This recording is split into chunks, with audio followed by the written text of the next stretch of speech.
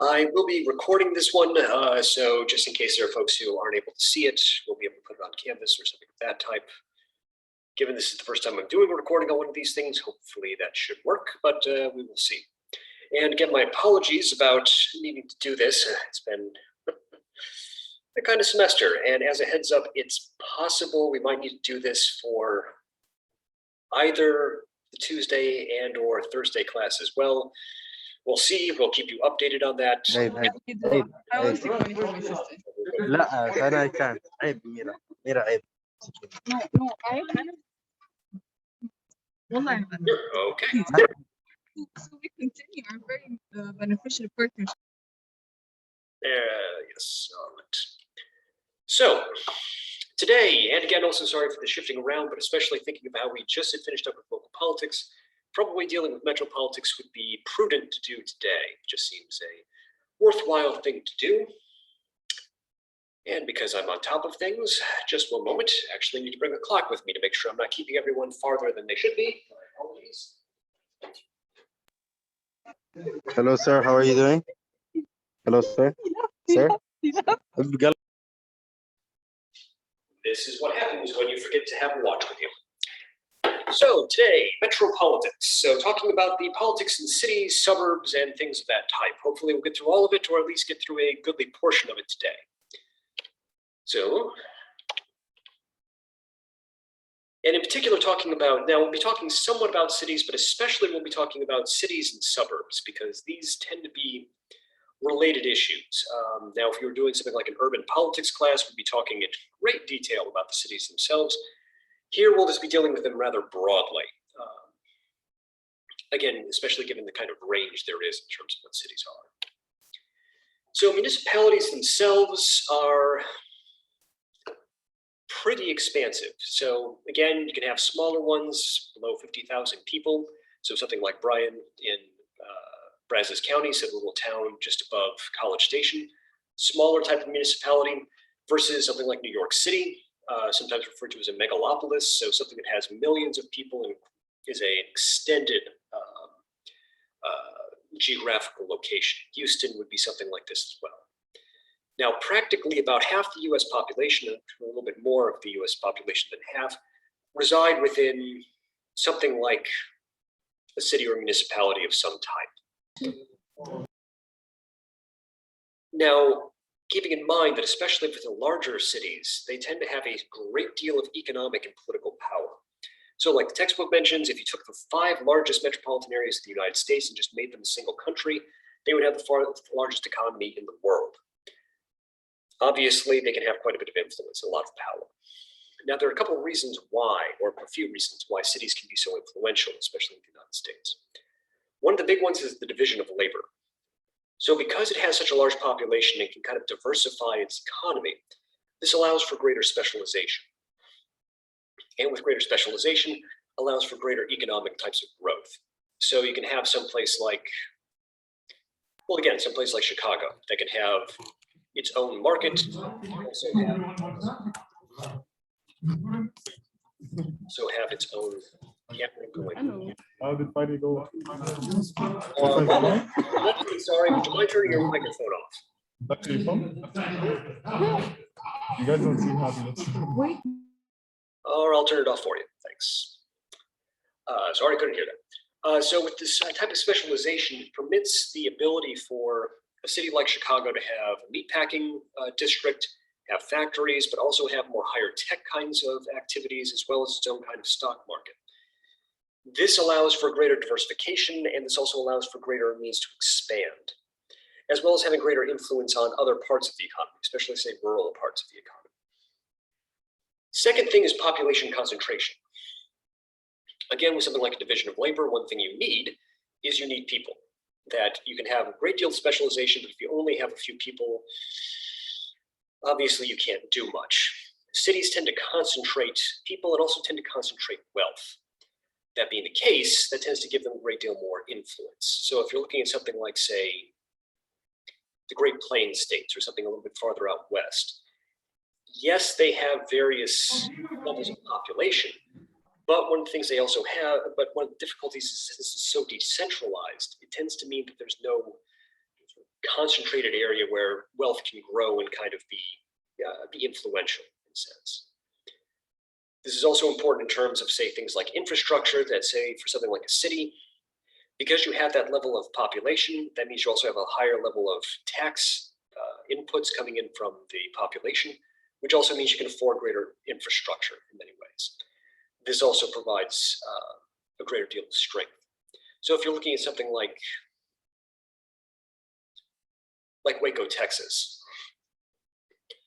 it's not exactly a huge city, but it's a city enough that it has enough of a population, enough of a tax base that if it wants to, say, put in infrastructure for a new research park or something of that type, it has the ability to do so, much more so than, say, some smaller rural area, which would have a much greater difficulty to try and bring up that kind of capital and that kind of resources to put something like that together. There's also the benefit of heterogeneity. So cities tend to have a diverse group of populations there based on, say, occupation, socioeconomic level, class, race, religion, things of this type. So the idea is this helps kind of enhance innovation because there are so many differences there.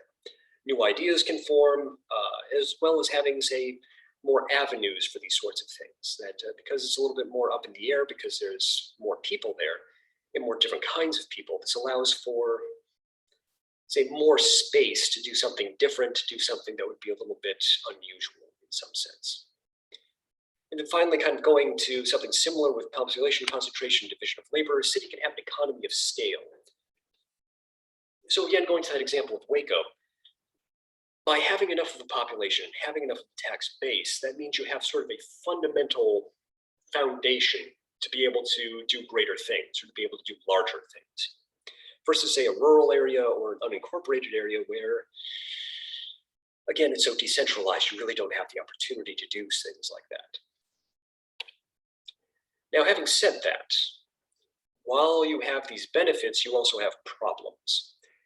So typically, some of the biggest problems for the cities have been crime. So as mentioned in the courts and police lecture, especially from about the early 1970s until about the mid-1990s, the United States went through a major crime wave, rather serious one. While it impacted the United States in general, it was particularly concentrated in the cities. And as we're looking currently, where it looks like things like murder rates and so forth are starting to go up again, this is primarily concentrated within the cities themselves. And what's notable about this is even in areas that are more rural or something of that type where there's been an economic downturn, you don't see necessarily the same kind of uptick in crime. This is something you see more typically with cities. And part of it could be just population concentration again, along with a couple other issues we'll get to in a moment. Another issue is poverty. That cities tend to have a great deal more of trouble with poverty than other areas. And partially this is just because, again, of population concentration. If you're living in a rural area, it's a little bit more difficult to be poor, to be honest. Just having resources becomes much more difficult. This is why, so if you're looking at some place like San Francisco, for instance, which has had a notorious homeless problem for decades now, to be honest.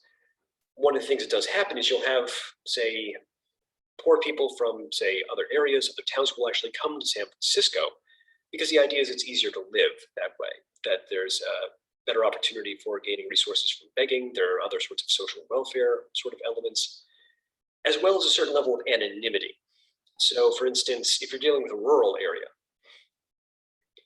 if someone's poor, again, if you're dealing with a smaller population, they kind of know, okay, well, this is, so for instance, in the area I know about inside Southeast Ohio, small rural area. So if someone's sort of a consistently poor individual, especially if this is because of, so in this person's case, an issue of addiction to drugs that have kind of caused this problem, it tends to be a little bit harder to try and get assistance in some ways, because people will say, oh, well, I know him, that's Richard. Richard has been like this for years. He hasn't straightened himself out. Don't really give him any money. He's not trying to better himself. Versus in a city where you just kind of blend in with the anonymity of everyone else. Then there are racial, ethnic, and class tensions that can develop in cities. So heterogeneity, mentioned previously, diversity can be a good thing. It can also have its problems. That you can have, say, conflicts between various racial or ethnic groups or different sort of class groups. So if we're looking at Chicago back in the 1920s, the Irish population and the Italian population tended to have some pretty strong conflicts with each other. If we look at some place like Los Angeles now, it's been rather notorious that, say, some of the Hispanic neighborhoods and some of the African American or Black neighborhoods tend to have some pretty significant tensions between each other versus, say, other sorts of tensions. Part of this is that because you do have this kind of heterogeneity and diversity, people can tend to try and group together with people who are similar, which is a kind of a natural human trait that if you're feeling kind of alone, you try and kind of group up with people who you think have some sort of similarity. Maybe it's on race, maybe it's on religion, maybe it's something else. This can create tensions. Sometimes these tensions aren't necessarily a bad thing. See, moving forward in time, if we're looking at Chicago now, yeah, there are still some tensions between Irish and Italian populations in the city, but it's more of a sort of good-natured competition versus, say, in the 1920s when it was people shooting each other. The hope is to kind of move these tensions to just something that's a little bit lighter and kind of like, teen rivalry rather than something more serious. But within cities, you have more of these kind of tensions that arise. And one of the big reasons for this is because of what's sometimes referred to as a nome. I'm hoping I'm pronouncing that right. A man named Neil Durkheim, a sociologist in France back in the late 1800s, early 1900s, coined the phrase. So I think it's a mix of Latin and French. French is a language I have a great deal of difficulty with, so I'm hoping I'm pronouncing it correctly. But at least according to the dictionary definition, the idea is that this is social instability resulting from a breakdown of standards and values. So, okay, what does that mean? This gets to that issue of anonymity. That, in effect, one of the problems with city life is that there's less memory generally. Oftentimes people are moving in. Yes, there are some people who are born and raised and live their entire lives in a city, but in one singular city. But especially in the US, there tends to be a lot of movement. So say 3 generations ago, so people in my great-grandparents' generation, typically they probably would have lived within approximately about a 20 to 30 mile radius of where they were born. People tended to live moderately close to where they were born. They tended to live most of their lives like that.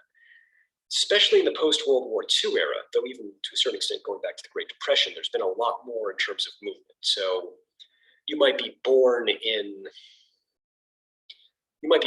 a suburb of Milwaukee, Wisconsin, but then you might move for college to Iowa. And then after college, you might move to California for a little bit. And then after California, you might move to North Carolina. And in each of these cases, probably moving to cities.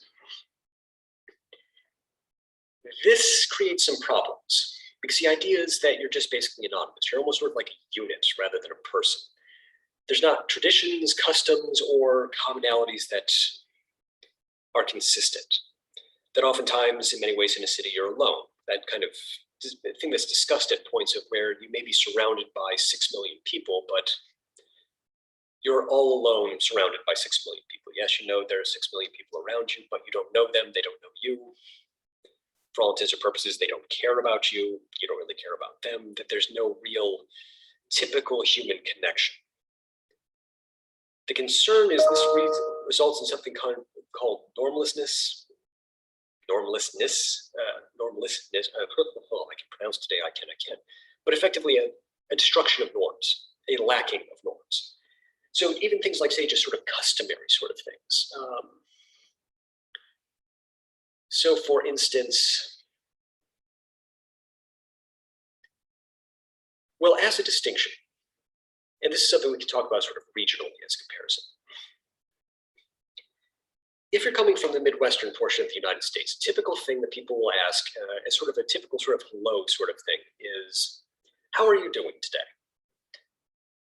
But this has some regional variances. So if you're coming from sort of like the lower part of the Midwest, you say, how are you doing? But it's not, I'm not really asking how you're doing. It's just sort of, hello, how are you? Just a hello sort of greeting. And people treat it as such. Go a little bit farther up into the Midwest, and if you say, so how are you doing today? They actually will answer. This was always one of the fun things was my uncles. I would say, so how are you doing today, coming from the lower Midwest? They would say, oh, well, you know, my back's aching a little bit and the farm's having some trouble, but I can't complain. Maybe I can complain a little bit. I didn't really mean to ask, but fine, good. Versus say if I go to someplace like New York City or Los Angeles, or maybe even to a certain extent Houston. If I say to someone, how are you doing today? Especially in some place like New York, this almost is offensive. What do you mean? How am I doing today? Do I know you? What's your problem? Why are you asking about how I'm doing today? Didn't mean to offend.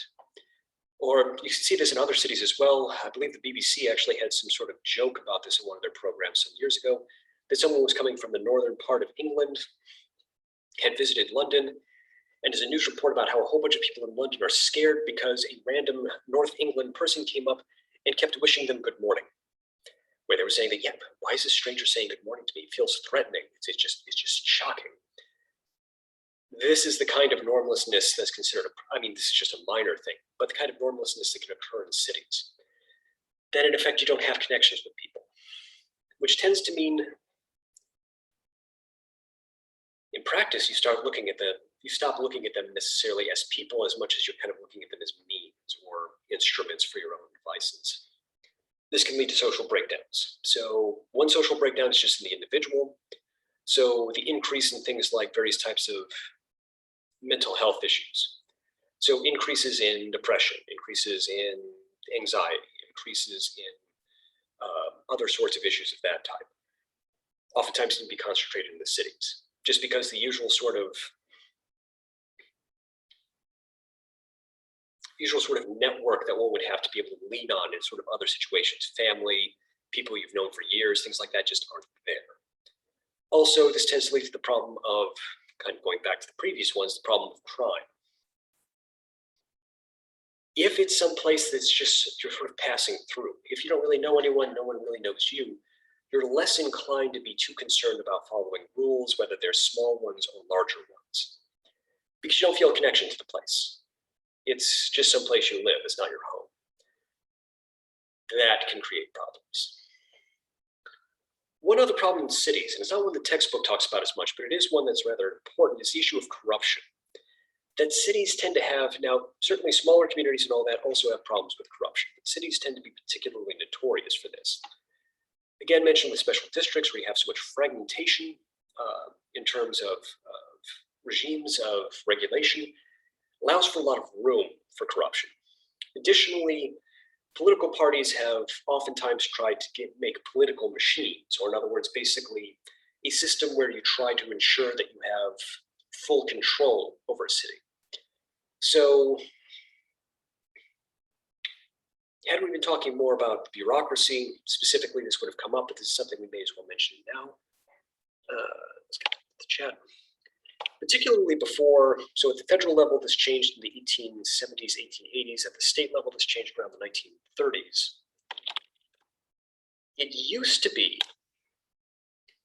that civil service positions were based on patronage. So what that would mean is, let's say that I'm elected the mayor of New York. Part of the benefit of being elected mayor of New York is I get to select who's going to fill in the bureaucracy. So typically what would happen is I would fill it in with party members. So for instance, okay, who's going to be in charge of road maintenance? I'm going to have a guy who's been a party loyalist for years or something like that. Not based on merit, not based on skill, but on being with the correct party, the party that won. This is where political machines can arise. So Tammany Hall in New York City back in the day was a good example. So what would happen would be, say, if I was running for office, I might go to the Irish neighborhood, one of the Irish neighborhoods inside New York. And I would say, okay, listen, we really need your vote. We need you all to come out and vote for our party and our guys. If you vote for us, this is what we're going to do. We're going to spend a whole bunch of money to help rebuild the roads on your neighborhood. And I know a lot of you guys do construction. That's how you get your money. So what we're going to do is we're going to ensure that you guys are the ones who are hired for it, that you guys are paid for it, and we're going to pay you really well for it. Additionally, I know that you guys are Irish, you're good Irish Catholic guys, you like to party and all that sort of thing, and that you guys tend to do a little bit of drinking. Well, how about this?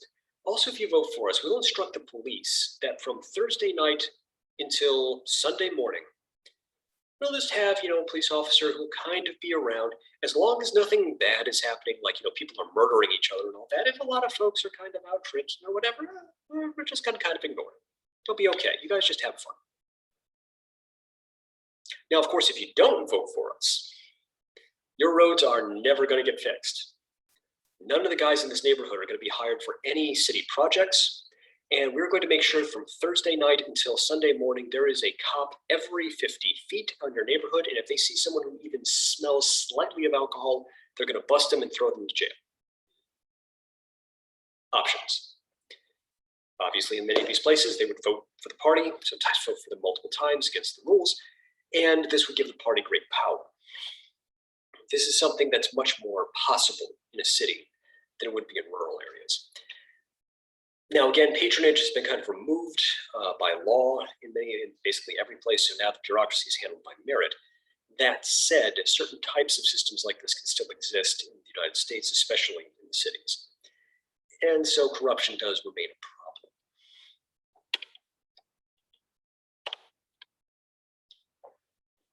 Now, having said that, one of the things that arises in the United States as time goes on is that you now have suburbs forming. And this is where you have areas that are kind of at the outskirts of urban areas. And this is also where there's a difference between America and some other places. So if you're looking at someplace like Paris in France, they have suburbs as well, but generally the suburbs tend to be tend to have lower socioeconomic class, tend to be much poorer, tend to be in pretty worse shape.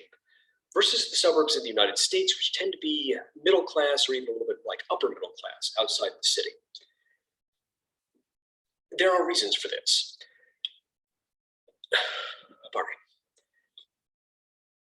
me. One of the biggest reasons is for tax purposes. So cities tend to have a significantly higher number of taxes, sales taxes, certain types of property taxes, user fees, other sorts of taxes of that type.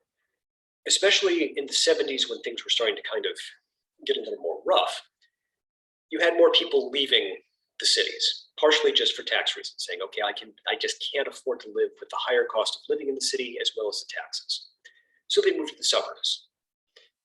Additionally, especially again, when you start having more of the crime problems and poverty problems in the cities, people were moving out to the suburbs because they wanted better schools for their kids. So if you're living inside a city, and again, with how the school districts work, you're having to send your kids to specific schools. If, say, there are a whole bunch of, if there's gang violence inside a school, or if there's other sorts of problems in school, if it's overcrowded, things of that type, if it's just not a good learning environment. So even thinking back to when I was a kid in middle school, so kind of between primary and secondary school, the British system. One of the middle schools I was in tended to be overcrowded. Again, people were put in there because of how the districting worked. And I remember sometimes it would be fun going to school as you're jammed in like sardines, school fights breaking out here and there. I still remember one day near one of the last days of school, having to jump over a pool of blood because one student had smacked the other one with a combination lock, things of that type. Parents look at this and they say, yeah, I'm not really getting my tax dollars out of this school, and I would really like my son or daughter to actually have an education where they know how to read and write and where they're not going to get brained at some point. We'll move out to the suburbs. Suburb schools tend to be better. And just that it was a better environment. Especially during the 70s, going into the 90s, again, one of the biggest reasons for the sort of spread of the suburbs was escaping crime. Escaping the crime and poverty that was sort of eating away at the cities at that point. Now, this also kind of becomes a sort of vicious circle at this point. As more people move to the suburbs, that means there's less tax money for the cities, less money for police, less money for infrastructure, which tends to mean that cities get poorer, you have increased crime, and the cycle kind of continues. And then for others, sometimes they left the cities because they wanted something a little more homogeneous. So again, cities tend to be very high in heterogeneity.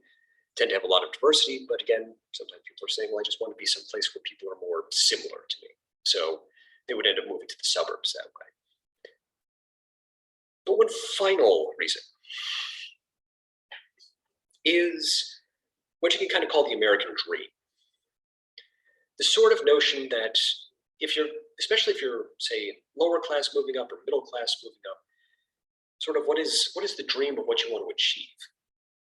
What's kind of considered sort of like making it is okay that you have your own home that you own, where you can raise your family in relative peace and quiet. So sort of this idea of, you know, your nice house with the white picket fence and the 2.3 children, the garage with the car, maybe you have a pool in the back, whatever. But this sort of being the idea of this is what you're aiming for. This is what you want. This is the kind of life you'd like to have. In a city, you're generally not going to get that. You're going to be living in an apartment. So if you're living in some place like New York, you might have, so looking at, say, like this room I'm in right now, this bedroom. If I'm living in New York City, a room like this, not terribly large, would be the entire apartment. So I probably have the bathtub and toilet over here, and maybe a sink and a refrigerator over there. And it would probably cost maybe about $2,000 US a month to rent this. In contrast, say if you're living in College Station, a 2-bedroom, living room, kitchen, sort of smaller apartment would probably cost maybe about $600 a month. In a city, you're not really going to have this sort of space to yourself unless you are very, very rich or very, very lucky.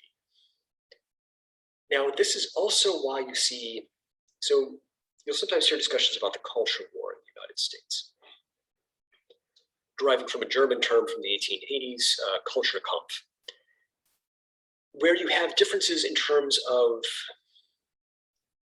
how one views what is preferable. So it's not something based on economics or something of that type, but sort of almost sort of an aesthetic sense. So in terms of what you think is good or beautiful, that distinguishes what one would think is better or worse. So if you're dealing with, say, many middle or upper class sort of people in cities, they look at the suburbs as being viciously conformist, stultifying, repressive, that they're boring places that just really crush any sort of initiative or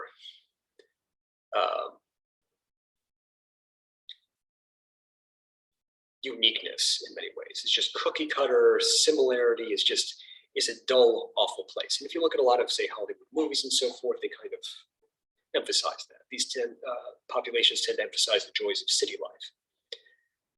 Versus others, where the idea is the suburbs actually are sort of the best quality, kind of are what you want American life to be, that you have small communities where people get to know each other, they can form, you know, intergenerational types of communities where people will know each other for life. It's the kind of thing where it would be peaceful, good, and enjoyable.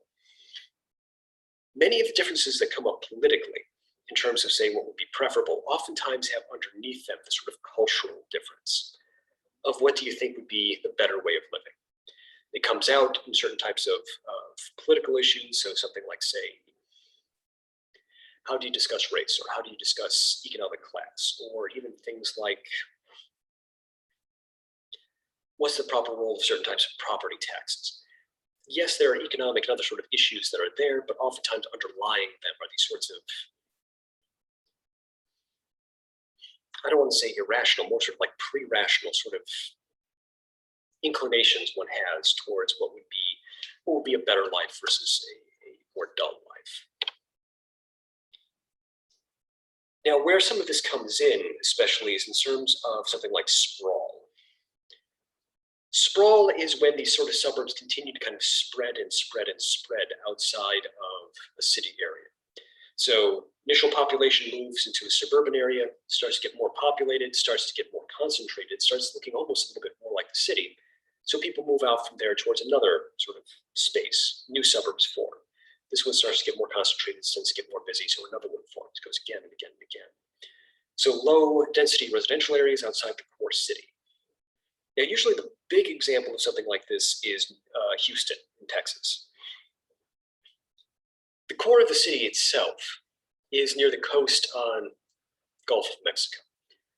But in terms of the sort of spread of various types of suburbs, what could be considered part of Houston and its suburbs extends for miles. So for instance, so if you're driving from College Station, down to Houston, it's about an hour and a half drive.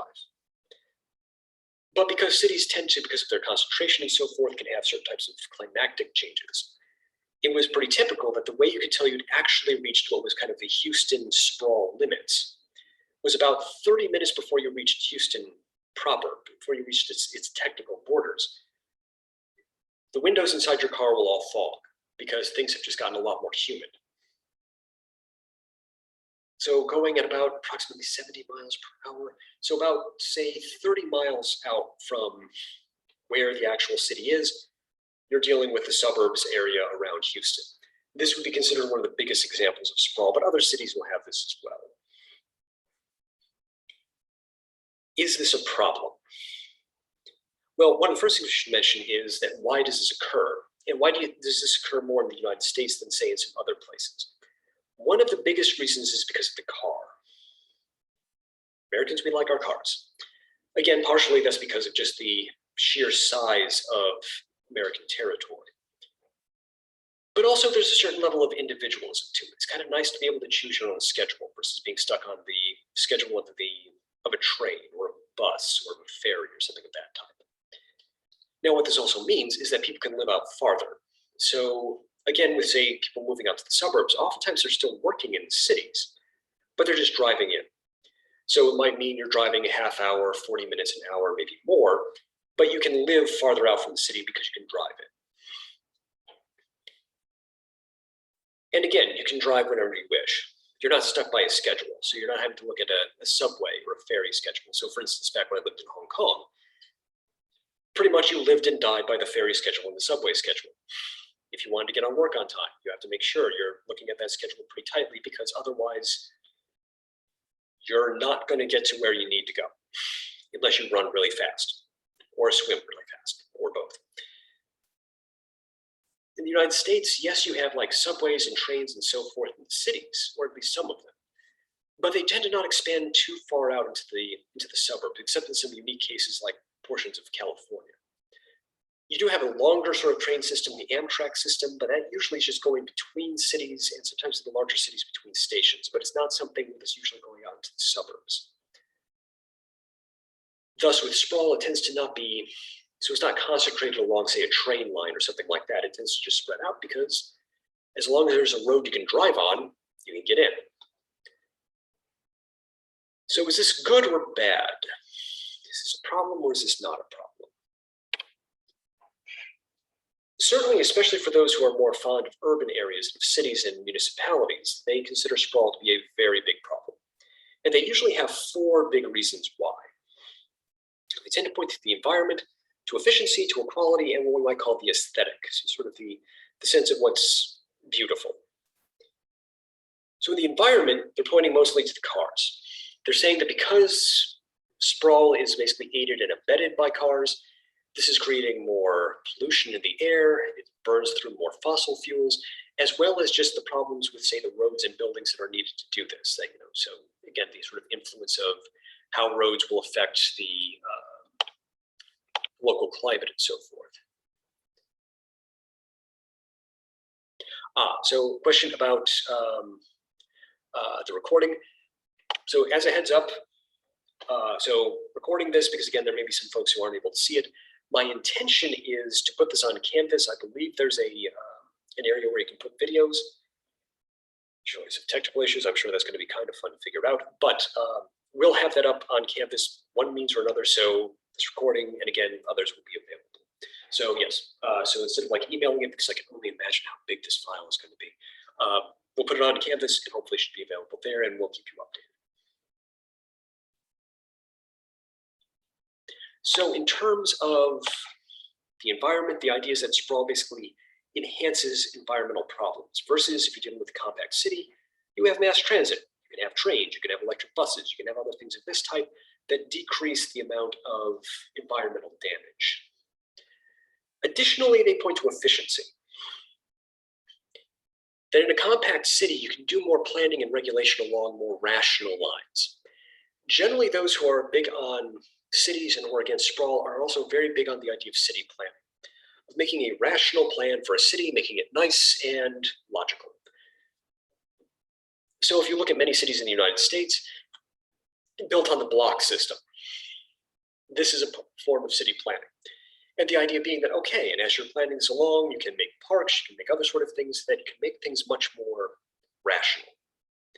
A planned system that tries to make things as best as possible. Also, say, planning on how to try and make cities more walkable, things of that type.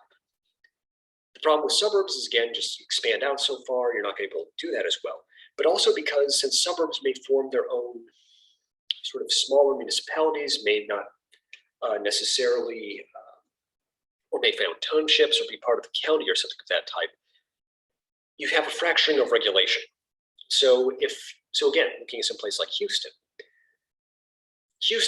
as a megalopolis is sort of the city we're concerned about. But if we're looking at its suburbs, many of them have become sort of smaller types of municipalities. So for instance, one of the richer areas north of Houston, its memory serves, is called Sugarland. Technically, it's a municipality. Technically, it's its own city, but it's part of the sort of larger geographic area that is Houston. Yes, as a matter of regulation, yes, as a matter of other things, it is its own city, but we all also recognize it's basically in the orbit of Houston. For the planners, the idea is this is a problem because now you have the fragmentation of regulation. If Houston says, okay, we want to try and have some sort of more planned system for how to arrange things, they can only handle the area specifically within the municipality's territory. Sugarland, the other sorts of suburbs have their own governments and they can say no, or they can just ignore it, or they can do their own thing. This removes efficiency is the idea. Then there's also the issue of equality. Again, that issue that oftentimes there are people who are, and San Francisco is honestly probably the most notorious examples of this, that especially as cities start having problems, crime, poverty, whatever, you kind of have three tiers of population. You have the very rich who can, have their own sort of isolated communities, have their secure buildings, things of that type, and tend to do very well in cities. Then you have the sort of middle part of the population, the middle class. And for many of them, they start moving out because they can afford to. They don't want to deal with the crime, the poverty, and other sort of issues. So they start moving to the suburbs. And this is one of the big drivers of sprawl. Those who can leave do. And then you have the poor, who may very much also want to leave the city, but literally don't have the resources or ability to leave the city. So you run into this sort of problem of a small, super rich portion of the city and then a large portion of the population that's poor and or destitute. The idea with equality is that sprawl effectively creates a large amount of inequality. That, again, because if people are moving out to the suburbs, especially to avoid taxation and so forth, but are working in the city, the idea is, okay, these people living out in the suburbs, they get the benefits of city life because they have the jobs that are there, they're able to get the income from there. But they're also not paying in the responsibilities for it because they're living farther away, so they're not having to pay taxes in. That being the case, poor and especially minorities tend to be the ones who are stuck with the kind of crumbling infrastructure in the city when roads aren't getting fixed, when crime is coming up, things of that type. Versus keeping it more compact, the idea is, again, going on this sort of rational planning, that along with having the increased tax base, you can try and make a more walkable urban area where the hope is that you have more interaction between various racial, ethnic, and class groups.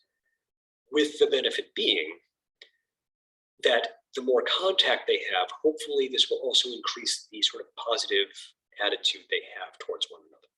So for something like class, the example would be, so for instance, looking at earlier periods, say especially like before the 1970s, it wouldn't be atypical that you might have a certain type of bar and restaurant or like a bowling alley in some place like Chicago or Milwaukee or something like that, where you'd have someone who was a plumber, you'd have someone who was a factory worker, you'd have someone who's an accountant, and someone who's a medical doctor who would all be going to the same place.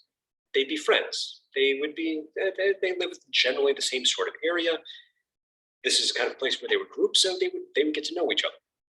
And the idea is this helps with trying to get over some of the difficulties that arise from heterogeneity, because now it's, for the factory worker, he's not thinking, oh, these doctors are all jerks, they're stuck up and all that. Now when he's thinking doctor, he's thinking, oh, like Steve who goes bowling with me. And similarly for the medical doctor, he's not looking at factory workers and saying, oh yeah, these low-class morons who can't figure out their lives. He's not thinking that. He's thinking, oh yeah, factory workers like John, who goes bowling with me, who goes to the same place. The idea is this can help create greater solidarity with the city and to try and ease or remove some of those tensions that can arise. But then finally, there's the aesthetic. And this is a less concrete reason, but again, kind of gets that sort of cultural issue of one sort of preferences. That again, one of the issues for those who are against sprawl is they think that suburbs tend to be very boring, dry, conformist, and homogeneous. So if you're looking at, say, like aerial photos of suburban areas, oftentimes it just looks like the same. It almost looks like if you had a computer and had Photoshop, you just copy and pasted the same house again and again and again and again for 200, 300, 400 times. But there may be strip malls people will go to, but they're effectively indistinguishable. So if I go to a strip mall, so someplace that would have like a restaurant, a couple of other things. If I go to one in, say, the suburb areas around College Station, and then we'll go to one in the suburb areas around Denver, Colorado, and go to one in the suburb areas around Buffalo, they would effectively look the exact same. It's just standardized, boring.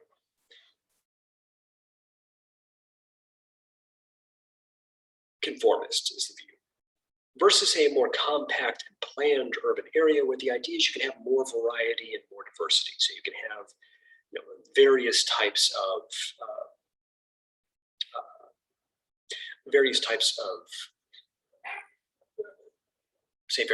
food, something. So New York City is usually a big example of this. That you can go to a hot dog stand as you're walking along, or you can go to a Mexican restaurant, or a Yemeni restaurant, or an Afghani restaurant, or a Chinese restaurant, this, that, the others, that you can have this sort of greater diversity and greater quirks, as well as greater quirks in neighborhoods and things of that type. Things look different. And they tend to, therefore, describe sprawl itself in rather aesthetic terms. So the textbook provides a good example of this. So it describes sprawl as where the internal combustion engine is king and the garage is a castle, a gas-wasting, fume-choked mess where the desolation is broken only by patches of high-maintenance grass and ornamental plants. This is obviously a rather negative view of the suburban areas in sprawl. But also, again, no, it's not necessarily one that's saying, yeah, it's mentioning some things about the environment and so forth, but primarily this is an aesthetic critique. This is just basically saying, okay, this looks ugly. This feels ugly, which drives a lot of this versus the notion of that the cities themselves would be much more vibrant in some ways. Given the time, we will deal with the case for sprawl, or probably better to say for the suburban areas and so forth on Tuesday. So as a quick bit of wrapping up, so first, some of you have already sent in the extra credit, have already scored it and are on Canvas. The score is there and all that, so it should be all set. For some of you, especially who've sent it in the last day or two, not had a chance to get to those yet, but I should hopefully be getting those today, so we'll have those up hopefully within the next 24 hours or so. Again, my apologies for doing this remote. It's been that kind of semester, so we'll see how it goes. As a heads up, and just as a notice, I am not sure. This may be something that we'll be doing Tuesday and or Thursday as well. Not sure yet. We will find out, and I will keep you updated. If so, just like with today, I'll be recording it and should have it up on Canvas at some point once I figure out the technology of it, or if there's some sort of issue with that, we'll figure out some other way. Push comes to shove, I'll just put it up on YouTube or something like that. But we'll figure out something, so you'll actually be able to have access for it. Otherwise, before concluding, are there any questions, comments, concerns, thoughts over anything at all?